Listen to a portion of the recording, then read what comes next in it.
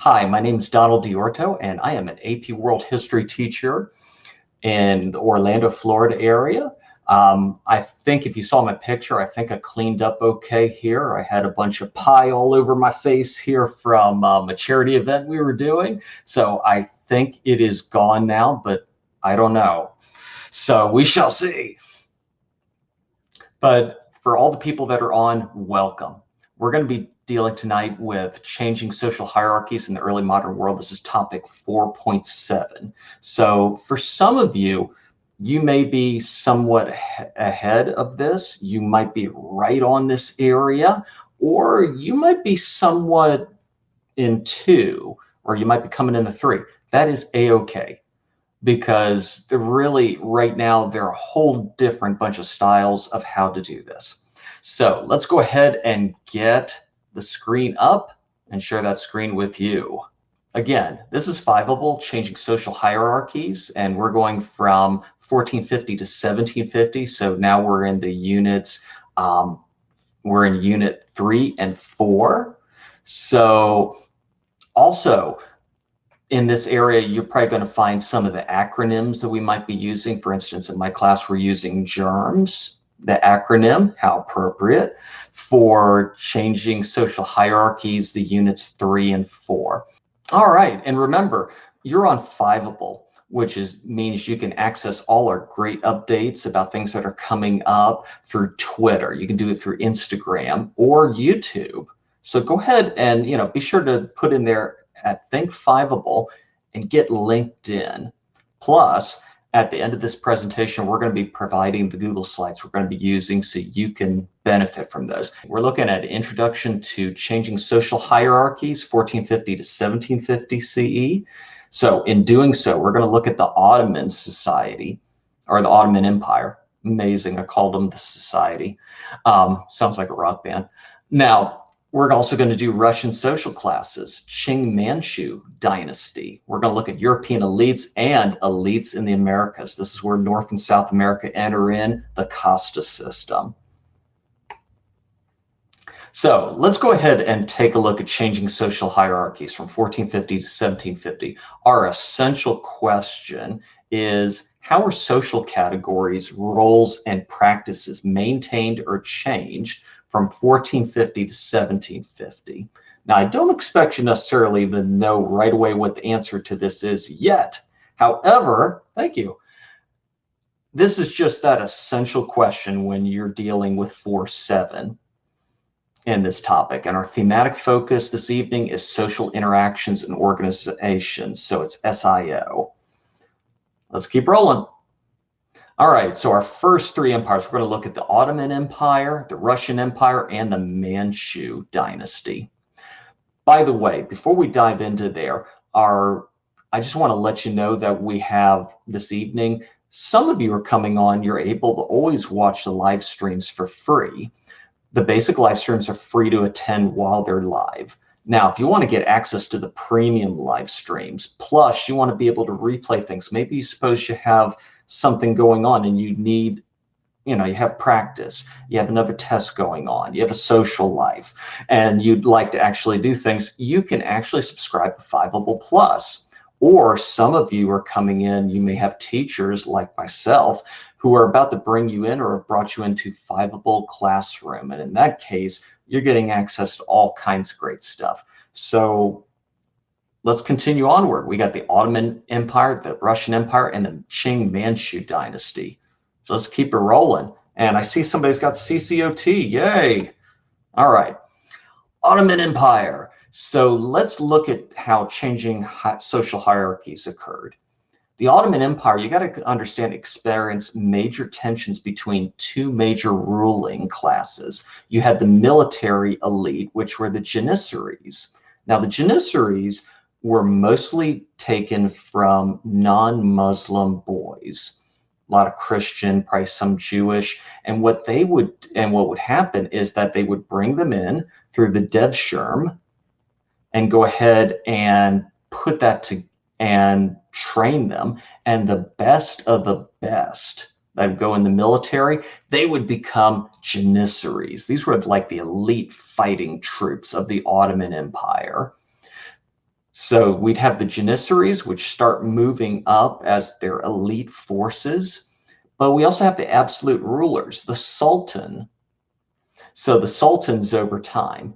So sultans could grant a timar. This is a giving land or tax revenue to favored soldiers. The goal of the timar, keep the Janissaries loyal. If they're willing to give you land, revenues, this is all kinds of good things that you can deal with on here. So again, the goal of timar, keep soldiers loyal. And we're going to see this conflict occur between the Janissaries and a sultan. Now, Janissaries, though they're the elite of the Ottoman military fighting forces, they're still slaves of the state. Remember, these are Christian or other kids that were brought in and brought up through the military. However, as time goes on and they build rank, they gain power, prestige. It would get to the point where Janissaries would actually mount coups or attempt to take over the government against the Sultan. So if you were Sultan at that time, you had to keep a sharp eye on Janissaries. You had to make sure you were granting timar to the right people so that they did not run out of reasons to stay loyal to you. So let's keep the band moving along. Now here's some pictures of Ottoman Janissaries in the 1600s. And you can see the characteristic long rifles. In the background, you can see the cannon. This is classic Gunpowder Empire material. So let's now look at women in the Ottoman Empire rising above traditional class roles. Now, one of the great areas that we see this happening in is that women in the Ottoman Empire had social and political roles, and some of these would start to evolve. Now, the Sultan's wives and concubines would all be part of a harem, and they would promote their own children, and they would play games of politics and one-upmanship and all kinds of things because they look at their children that they've had with the Sultan as possible heirs to the throne. And it isn't just the wives, the concubines too. They're playing political games, moving back and forth. So they're looking for a chance to have their child become the next Sultan, maybe the next Suleiman the Magnificent. So be sure to go ahead and join in on our poll. We've got, I can see we have several people have already commented in. Let's see how we're doing so far on it. Yes, I can see a number of people, SAQs, we got a DBQ, we got some others. Keep on chiming in. We'll get back to that a little later. But anyway, let's go back to Ottoman Empire women. We're going to see some that are going to start to move up. A great example is Roxolana. This is an Eastern European girl in Eastern Europe. She was abducted by Crimean raiders. And usually when this happened, you get sold off as a concubine. And they were sold off to the Ottomans. Now, she's brought into Suleiman the Magnificent's background. Now, the Crimean raiders, these were individuals that would attack towns around the Crimean Sea. And they would go in there and they would seek people that they could enslave. And young girls, boys, all kinds of people, teenagers, they would bring them in and enslave them and sell them off. So these are Crimean raiders. Now, these Crimean raiders sell Roxolana after she's been abducted as a concubine. She comes into Suleiman the Magnificent's harem, but something amazing happens. Roxolana, when she deals with Suleiman the Magnificent, the Sultan, realizes, wait a minute, Roxolana is absolutely brilliant at military and government skills. So, and thank you, Mr. Beckman, for Crimean Peninsula. By the way, this is the area that right now has been taken from the Ukraine by Russia. Now they've built a bridge that clicks from the mainland over to the Crimean Peninsula. And this is an area that is still highly contentious to this day, but that's another unit to get to. Roxolana shows all this amazing military and government skills, and she ends up marrying Sultan Suleiman the Magnificent. Wow, you go from being abducted by Crimean raiders, sold as a slave to Suleiman the Magnificent in his harem, and he ends up marrying you. And not only this, she ends up leading major Ottoman public works projects. So she becomes a major leader within Suleiman's empire and his wife at the same time. So this is an amazing accomplishment by any stretch of the means. So viewer question time. Here we go. So be sure to put your answer in the chat box. Now, how is Roxolana an example of a woman rising above traditional Ottoman gender roles?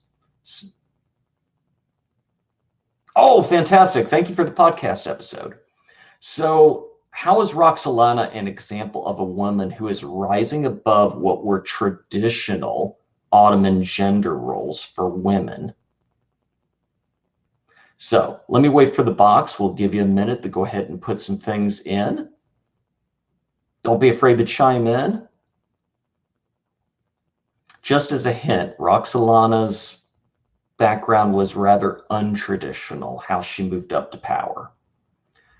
So go ahead and put an answer in the chat box, and let's see what's coming up. Ah, we got some more people coming in. DBQ, yep, we've got somebody, a lot of SAQs, and other, not so many multiple choice questions yet, but that's okay.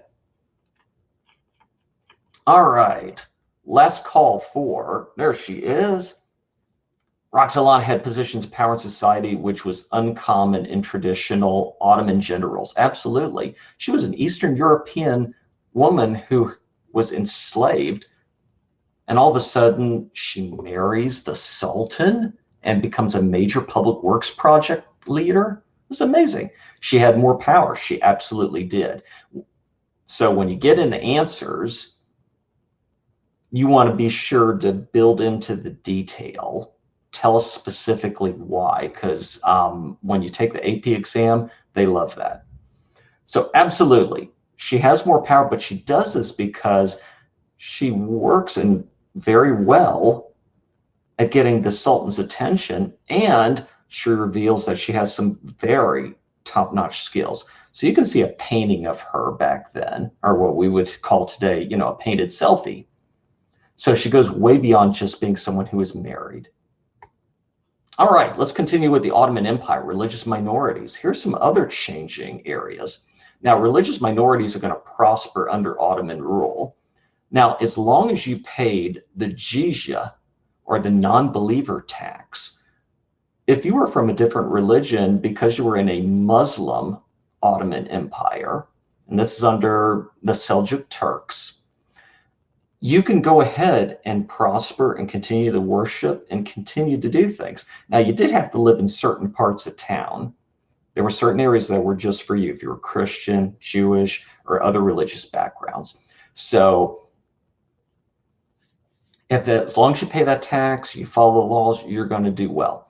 Now, one notable thing is that, remember when in some prior backgrounds, when I talked about in Dar al-Islam, when I added in about Al-Andalus, or Spain under Muslim rule. Well, we understand that by 1492, the empire of the Kingdom of Castile and Aragon has gone ahead, and Leon have gone ahead and pushed out the Moors, or the Muslims, so Al-Andalus becomes Spain again. They proceed immediately to kick out all Jewish people and all Muslims. So for Jewish people, this puts them in a really difficult situation. Oh, great, where do we live now? Well, the Ottoman Empire would end up welcoming droves of Jewish people from Spain, who are also known as Sephardic Jews. So if you're Sephardic, it means you're coming from Spain. So many of them would move to the Ottoman Empire because they were allowed to prosper. They were allowed to practice their faith. So this is a way that you see other people coming in and changing social roles in the Ottoman Empire. All right, it is time for more viewer input, so do not be afraid to chime in.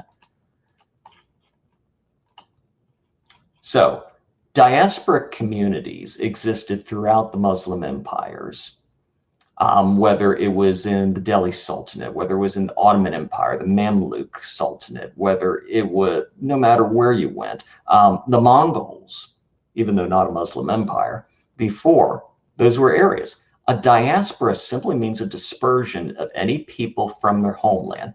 By the way, Carolyn Castellanos did a fantastic live stream about diaspora communities from all over the world. And how do you know if you might, who knows, some of you on our live stream right now, you might be from a diaspora community. So check that live stream out. You have Fiveable Plus or you're in Fiveable Classroom, look for Carolyn Castellanos, Diaspora Communities. It was an exceptional. So now let's get to the question. What are Sephardic Jews who immigrated to the Ottoman Empire from Spain an example of a diaspora community? So why are Sephardic Jews who immigrated to the Ottoman Empire from Spain an example of a diasporic community? Type your responses in the chat box. By the way, if you look at the top of that same screen, I put in parentheses what a diaspora is.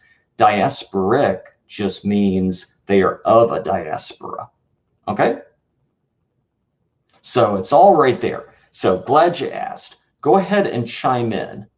So why are Sephardic Jews, they immigrated to the Ottoman Empire from Spain, why are they an example of a diaspora or a diasporic community? Basically, same thing. So don't be shy, put it in the chat box. And while we're doing it, I'm going to see some more people have chimed in on our poll. Yes, we're seeing a lot of SAQ participants. Other, I'm guessing LEQ, maybe DBQ. Oh, we got some shifts. There we go. Feel free to jump into the poll button. It's right down at the bottom. All right, we've got an answer here. So Sephardic Jews is an example of a diaspora community because they moved away from their homeland in Spain. Yeah, they were actually kicked out. So they had lived there for 800 to 900 years, and then they're getting pushed out yet again. They're an example of the diaspora community because they're people that are not in their homeland. Because if you're Jewish originally, if you were your homeland, you would be in Israel. What is modern day Jerusalem and areas surrounding that area in modern day Israel? So fantastic. Let's go ahead and continue onward. All right, now we're going to shift over to the Russian Empire. And we got to talk about the Boyars. The Boyars are simply elite landowning nobles. So we had different communities. We had Muscovy Boyars who owned land. We had Boyars that were Novgorod. We had other Boyars. And yes, Jed Quinot's going to talk about this on Sunday too. The link's right there. So thank you so much, Mr. Beckman. Now, you're looking at Russia, and you got to understand that leaders like Ivan III, Ivan IV, who are Russian, in other words, they're Muscovy or Moscow oriented. Then you had those Boyars who were Novgorod and other area oriented. Novgorod would be to the little to the north and around Moscow. So let's talk about these Boyars. Boyars were these elite landowning nobles, and they would clash with rulers because they owned the land, they controlled people under it, and then you have Russian leaders such as Ivan IV who are stepping in, and they said, look, I want to build a greater Russia. I'm taking your land. So the Boyars and Ivan III, Ivan IV would clash, and this would continue on. Peter the Great and others as we move farther. Ivan IV's forces would conquer Novgorod, and he'd confiscate Boyar lands. Plus, just to keep an eye on them, you might find a similarity to this in China. Ivan forced the Novgorod Boyars to live in Moscow under surveillance. So he moved them to Moscow so he could keep an eye on them, make sure they weren't up to anything. So if you look back in your past, you might see in China that people were also moved into capitals. And in other empires, this was done also as a way to keep your friends close, keep your enemies closer. So let's take a look at a map. Here's a map of Muscovy and Novgorod, Russia, where the Boyars. So if you're looking at this map, you can see Muscovy, and then you'll see Moscow as the city as you're pushing to Poland, Lithuania. You'll see Novgorod as it's farther to the north, and the city of Novgorod, you'll see Pskov. You will see in there Ryazan, and then you see Poland, Lithuania. And then as you look towards the east, you'll see the Khanate of the Golden Horde. And if you remember from the Mongols, this is where they go to Russia and they conquer, and they're used to having, having spoils. So they ask Russia, what do you have? Do you have silk? Do you have gold? Do you have all kinds of things? And Russians go, no, we don't. And the Mongols go, all right, you all pay tribute, or otherwise we're going to come back and take your people. But otherwise, we really don't want to hang out here because it's cold and we don't see a whole lot of resources. All right, so we're going to leave. But this is still our land. So you'll see the Khanate Horde, you'll see the Timurid Empire down there, and Ottoman Empire as you move further down. But our big focus is from Moscow. Ivan IV is going to push into Novgorod, and he's going to push north. He'll push to the west, and he's going to push east to where those Khanates are and start taking those over. And this is going to continue with Russians as they move on. So this conflict with Boyars is far from over. All right, Russian Empire continued. Russian social classes, except for the top leader like Ivan III or the Fourth or Peter the Great later on, Boyars topped the social pyramid. They controlled land. They controlled the people who worked under it. Then there were the merchants. These were people that bought and sold things. And then last, the peasants. They were often attached to the land as serfs. So if a boyar sold a land, or if one of their sons or daughters inherited that land, you inherited the serfs as well. And if Ivan IV came through and took your land and brought it in, well, he took your serfs too. So if a noble sold their property, remember, serfs were sold with the property. They were connected to it. They were treated like property, like cattle or horses. So Russian serfdom equals slavery to the land. So let's keep rolling on. Now we're going to shift over to the Qing Manchu dynasty. Now remember, the Manchus are coming from northeast, what today would be Manchuria, which is part of the People's Republic of China, but it's the northeast section. It's where North Korea meets up and where Russia does as well.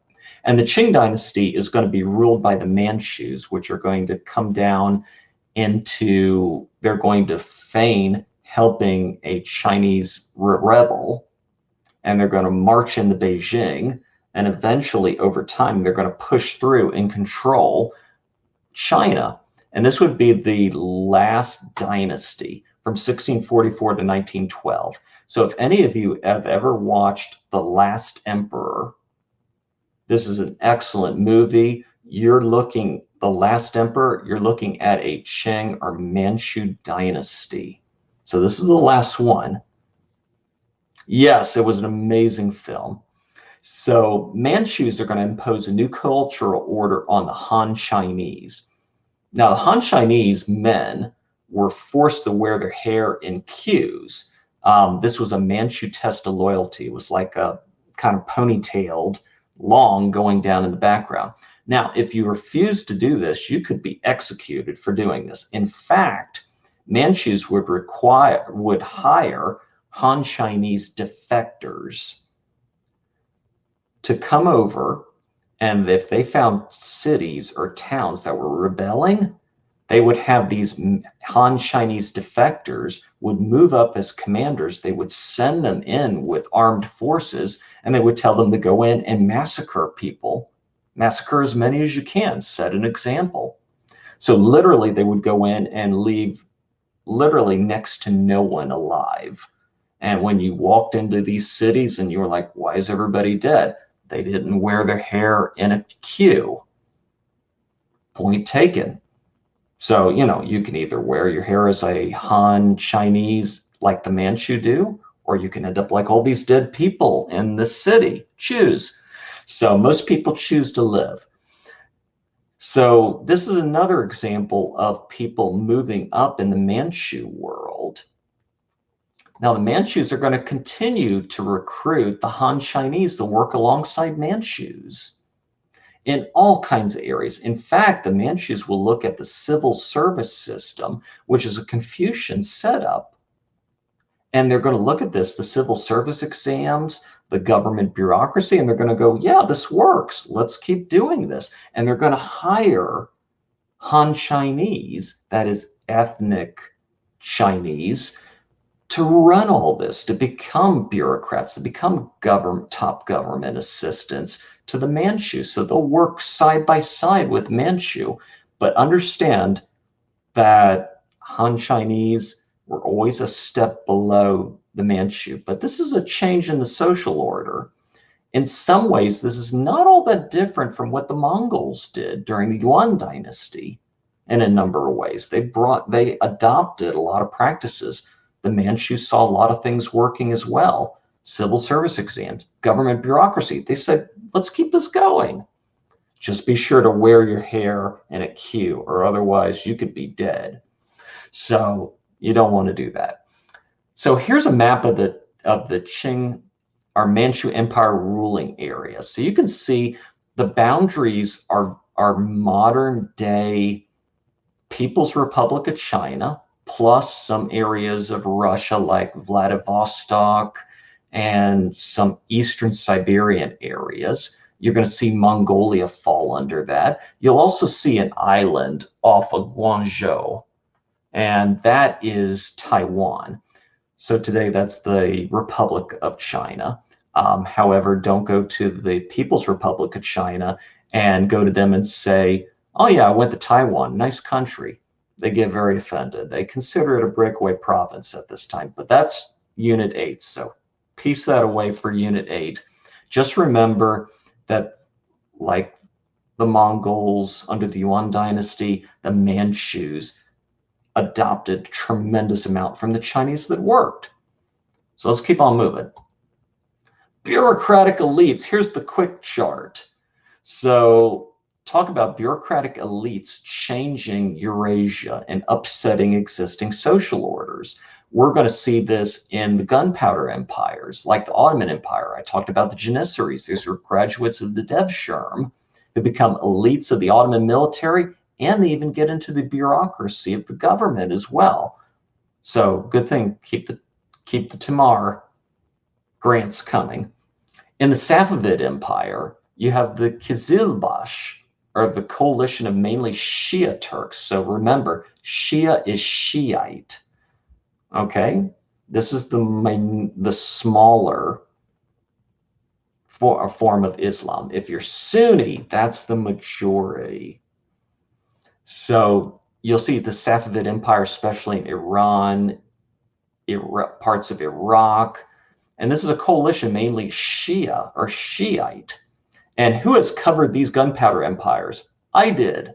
So you can actually look up gunpowder empires under Dar al-Islam. We also, Eric, there was someone else who also did a fantastic job diving even deeper into gunpowder empires. So maybe you might be able to put that up into the text box for us, please. And the Kizilbash coalition, mainly Shia Turks, they owed their allegiance to the Shah. So they viewed him as divine, or having divine following. In other words, his rule was there by a higher. So Evan Lindell did a fantastic job on Islamic empires. Thank you on the first three. Let's go to the Mughal Empire. So remember, we're going to India. in the northern areas, and the zamindars, landowners in Persian. They collected taxes on behalf of the Mughal Empire. They held lordship titles.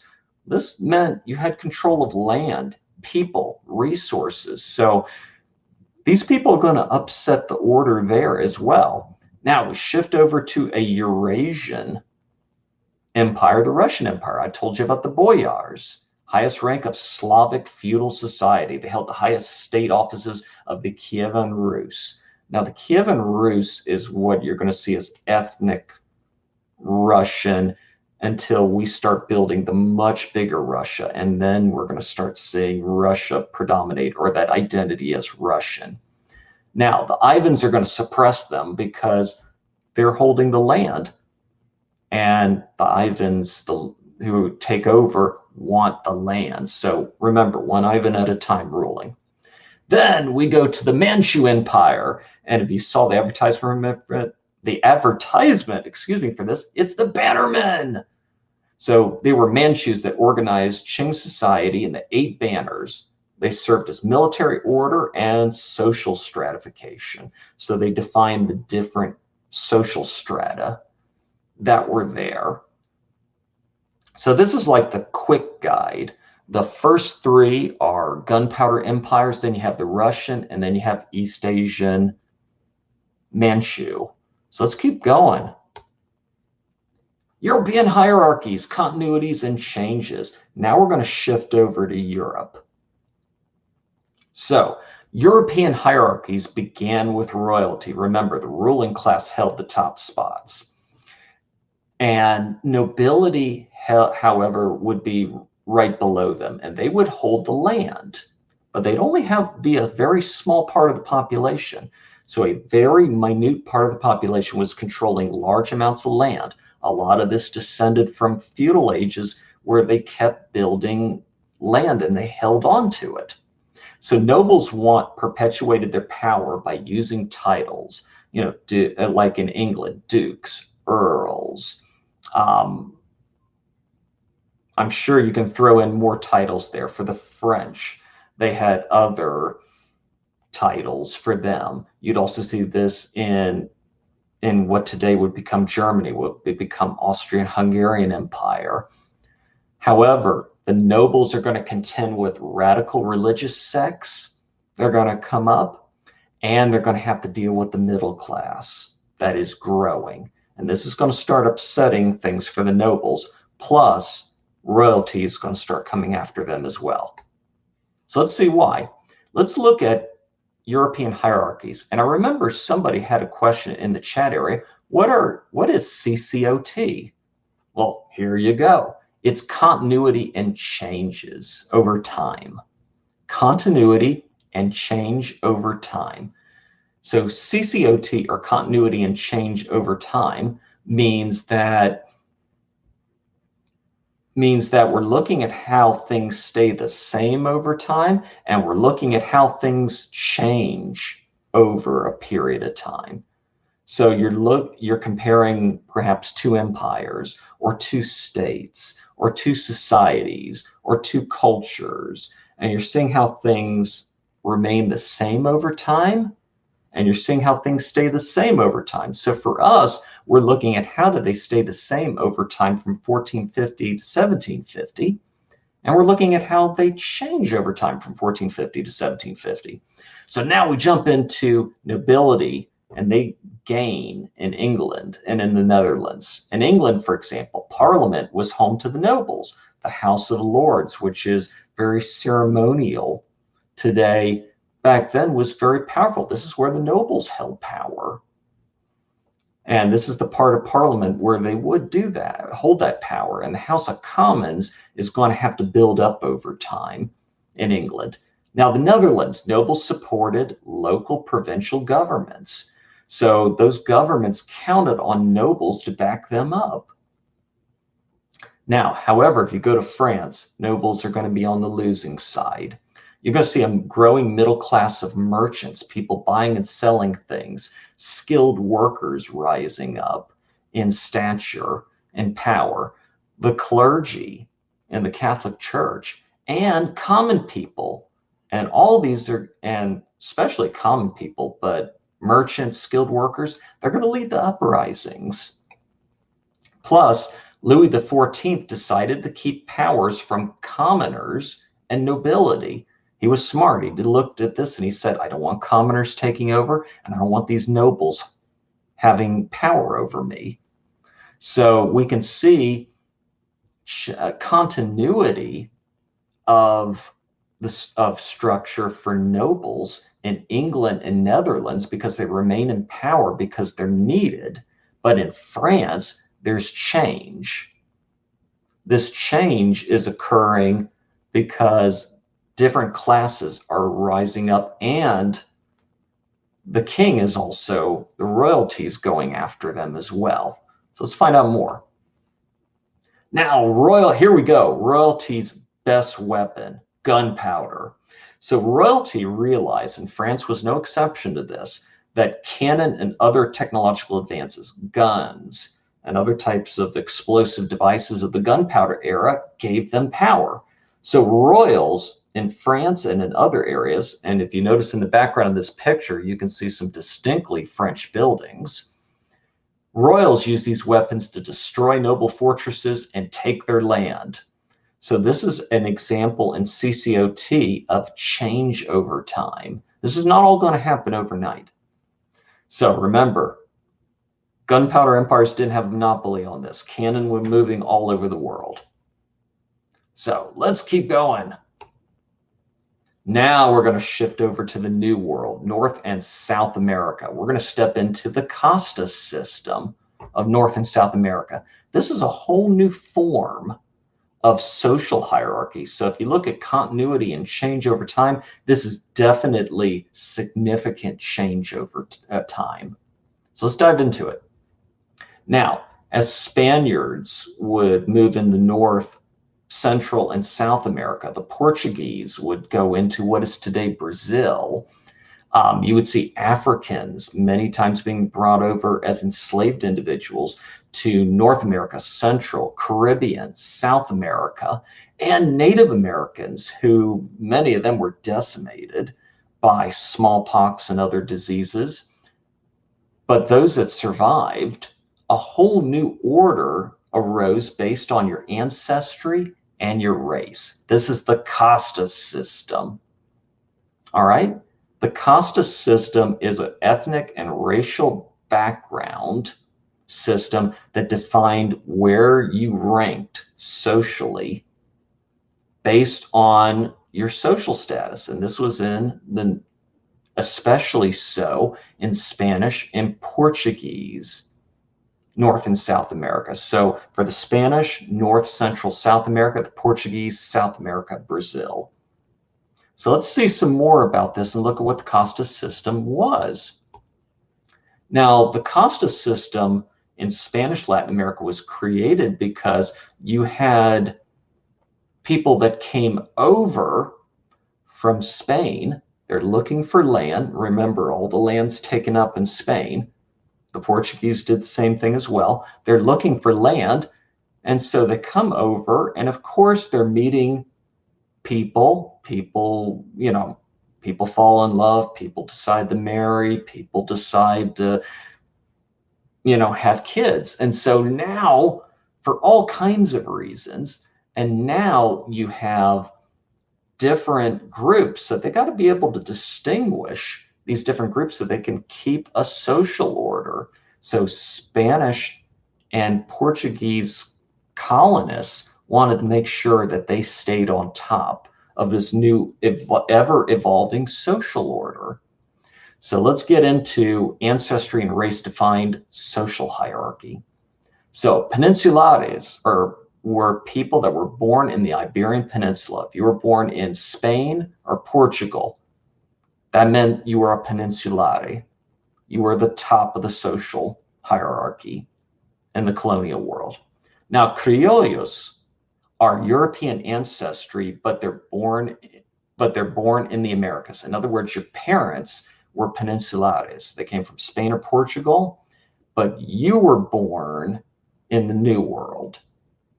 in North or South America. So you would be a criollo. You're like a notch below now. So you're starting to move down. Then you have mestizos. These are people of mixed European and Native American ancestry. So you could have a peninsulare who marries or gets together with a Native American. It could be a criollo. And then you would have a mestizo. And that starts moving further down. Then you start having mulattoes. These are people of mixed European and Native African ancestry. This is more common than you would think. So you would see this in Spanish colonies and in North and South America and Brazil, which is South America, Portuguese, for mulattoes. And then Zambos. Zambos were people of mixed African and Native American ancestry. They would be at the bottom of this social hierarchy. So as it's listed out on here, it goes from top to bottom. So the next slide, we're going to show you from highest to lowest the social hierarchy called the Casta system.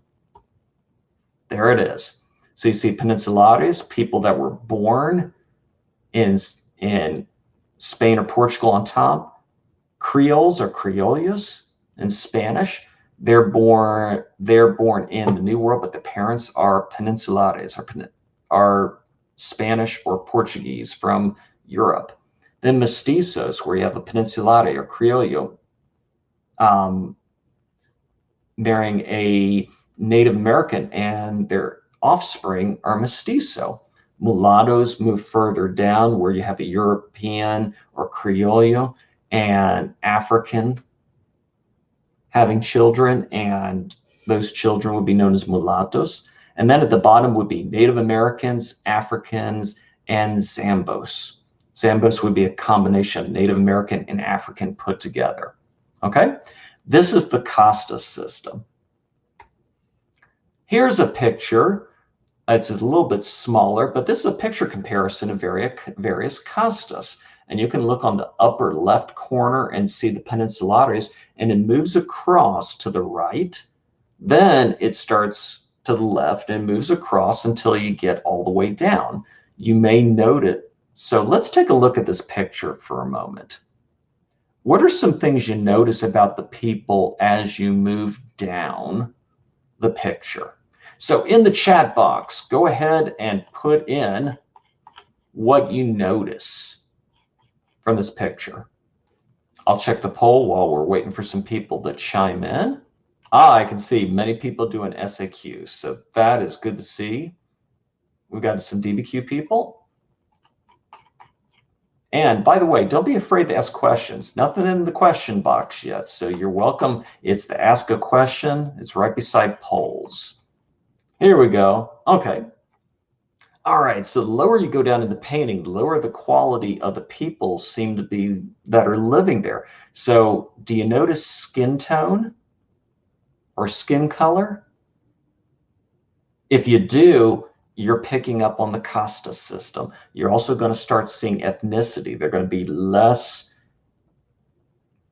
peninsulares or European looking, and they're going to start becoming more, they're going to take on more characteristics of Native American, African in this. So yes, skin tone becomes darker. So as you're moving down, it's a little harder to see on this. I wish the picture was a little bigger.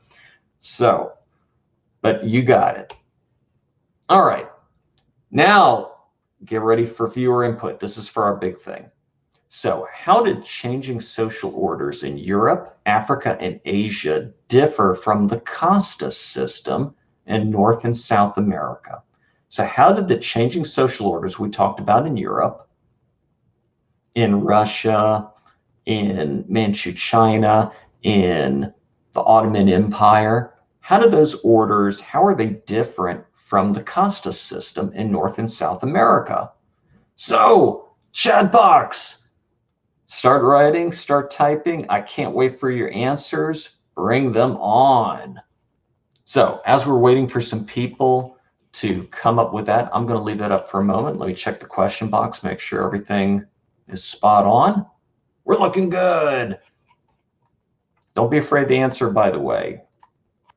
So one of the things about the social orders that we saw in Europe was that you had landowning elites that were trying to hold on to power and hold on to land. And in some areas like England, Netherlands, they were more successful at this. In France, they were not. In other areas, you would see foreign invaders come in, like the Manchus, and they would come in and bring, or the Ottomans, and they would bring up other people and rise them up. So these are, and you can go back to the chart. And let me take you back to that chart real quick. There we go. There we go, bureaucratic elites. Here's the chart with all the, what I call the, the elites that are changing up the system. In other words, these are going to be big things that the rulers are going to have to face. So remember the Janissaries in the Ottoman Empire, Safavid, the Qizilbash, the Mughal Empire, the Zamindars, Boyars in the Russian Empire, Manchu, we got the Bannermen. So let's move back to our question. Now, if you go to the Casta system in North and South America, this is going to be a whole new creation. And it's created because people are getting together and having kids that normally would have never done so. But in the new world, you're far away from Europe, you're far away from Africa, you're far away from other areas. So people are meeting and having kids, and all of a sudden, there are all these new racial areas. Like if you go to Brazil, for instance, there are about 25 to 30 different racial categories. So that's why you see the different Casta system. So changing social orders in Europe, many of them are people holding on, trying to hold on to power or trying to disrupt power, but they've been there for a while. Now, in North and South America, you're going to see whole new creations of a social order, and you're going to see the people at the top trying to enforce that social order upon them. And this is going to continue to this day. If you look at Latin American studies, you will still see this matters tremendously. The Casta system is an incredible change that still defines what Brazil, Colombia, Peru, Chile, Mexico, Cuba, Haiti, Jamaica. I could keep Venezuela, could keep going on and on, but let's keep moving. All right, let's go into continuity and change over time and just take a look at what that is. And then we're going to give you an example, which, by the way, I would be remiss if I didn't tell you that there is going to be another SAQ that is coming out soon. And this SAQ, you're going to have an opportunity to submit it, and through Schoology, to have people grade it for you. In other words, it's not going to count as a grade like at school. It's going to be feedback. And then actually, Mr. Beckman, who is on the line with us right now, he is going to be doing a review where he goes over those and explains it a week later. So this is an incredible opportunity. I highly recommend that you take advantage of it. I'm sure Mr. Beckman right now is putting in a link and some information for us.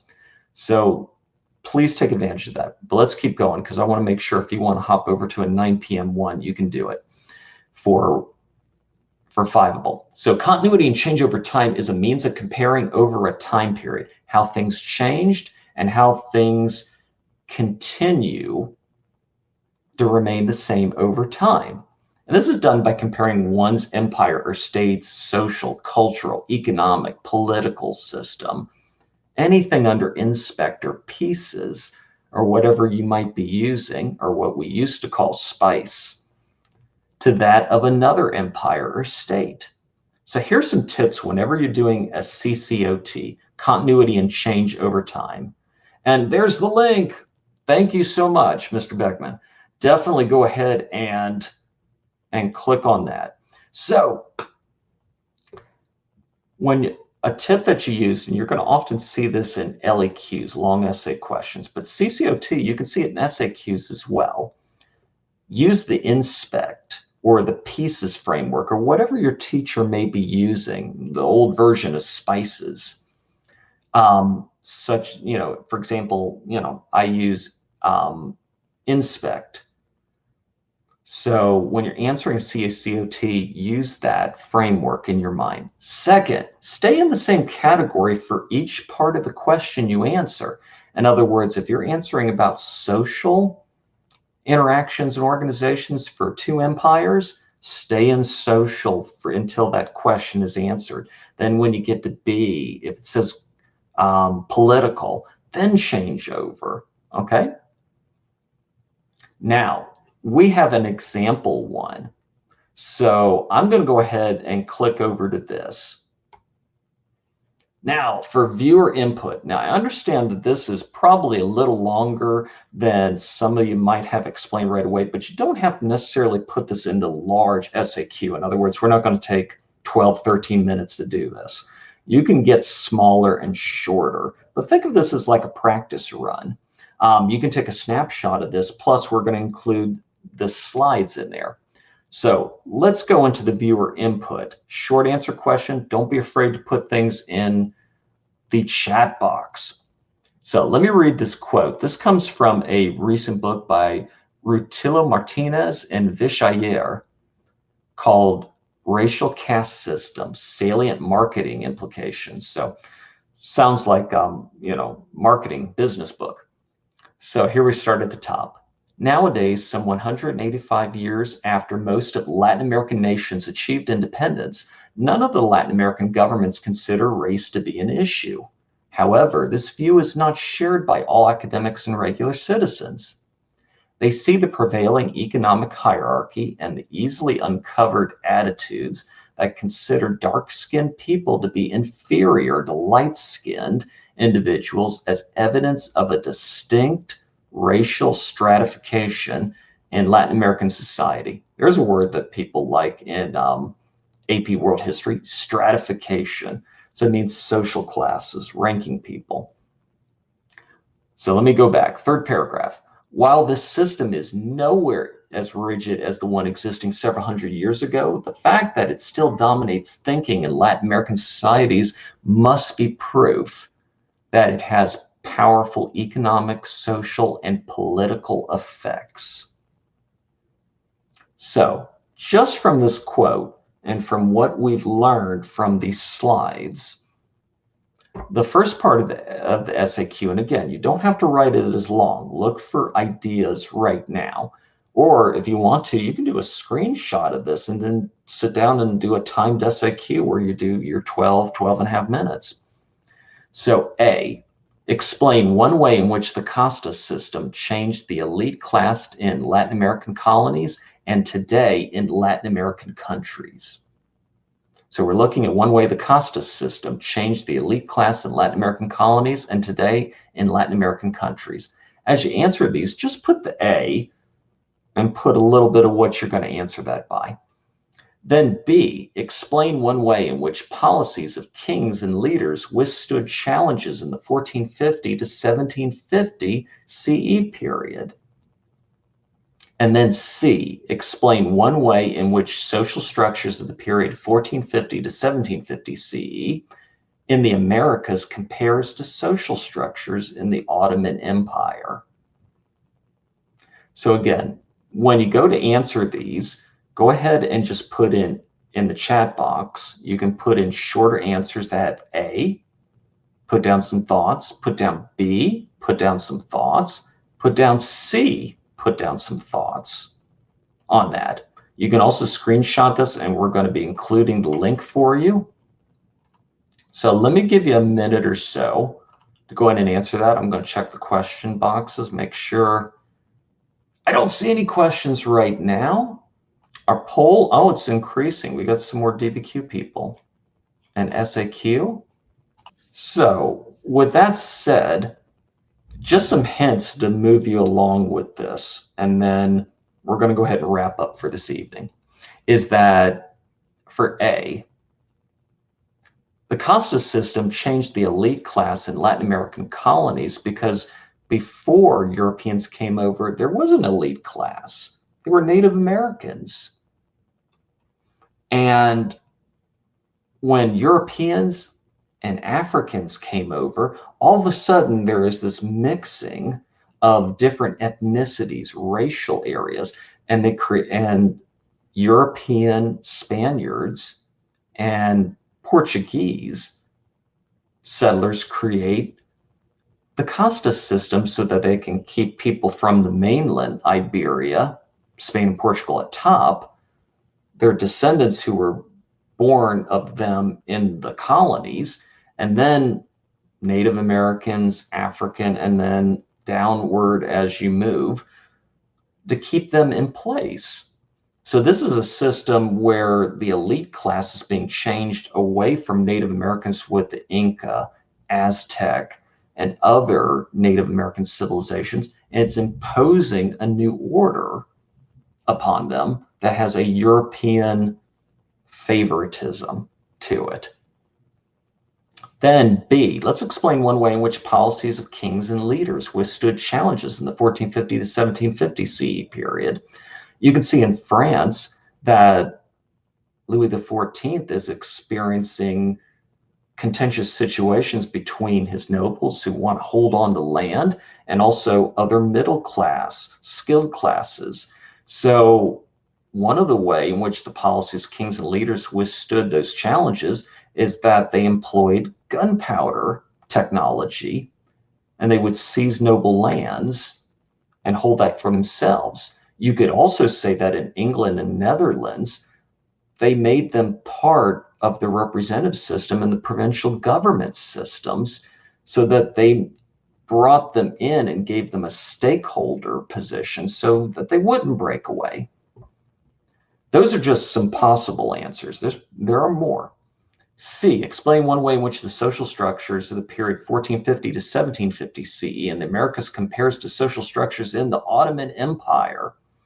So we're going to see that in the Americas, under Spanish, Portuguese, and also under the Ottoman Empire, you're going to see individuals that were brought in some cases, are going to rise in power. For instance, if we go to Haiti, we can do Toussaint Louverture, who leads the Haitian Revolution.